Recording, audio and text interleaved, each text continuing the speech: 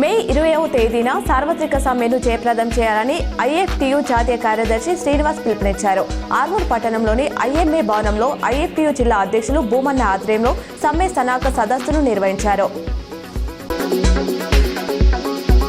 తెలంగాణ విశ్వవిద్యాలయ పరిధిలోని బీబీఏ 4వ సెమిస్టర్ రెగ్యులర్ పరీక్షల షెడ్యూల్ ప్రకటించినట్లు సిఓఈ ఆచార్య సంపత్ కుమార్ తెలిపారు. ఈ నెల 17వ తేదీ నుంచి 29వ వరకు పరీక్షలు జరగనున్నట్లు ఆయన చెప్పారు. ఇదివరకే అన్ని డిగ్రీ కోర్సులకు 2, 4, 6 సెమిస్టర్ల రెగ్యులర్, 1, 3, 5 సెమిస్టర్ల బ్యాక్లాగ్ పరీక్షల షెడ్యూల్ విడుదల చేసిన విషయం తెలిసిందే.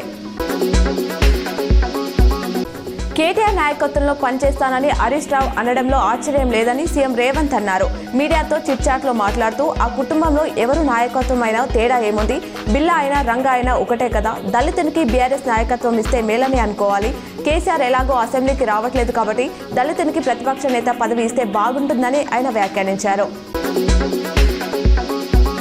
జమ్మూ కాశ్మీర్లోని సరిహద్దు ప్రాంతాల్లో ఇవాళ స్కూళ్లు తిరిగి తెరుచుకోనున్నాయి. భారత్, పాకిస్తాన్ మధ్య ఉద్రిక్తతల నేపథ్యంలో గత 6 రోజుల నుంచి అక్కడ స్కూళ్లను మూసివేశారు.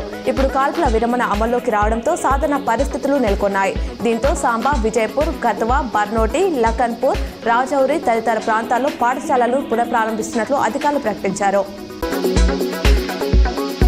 రాష్ట్రంలో వృద్ధుల కోసం ప్రతి జిల్లాలో ఒక డే కేర్ సెంటర్ను ఏర్పాటు చేసేందుకు ప్రభుత్వం కసరత్తు చేస్తుంది.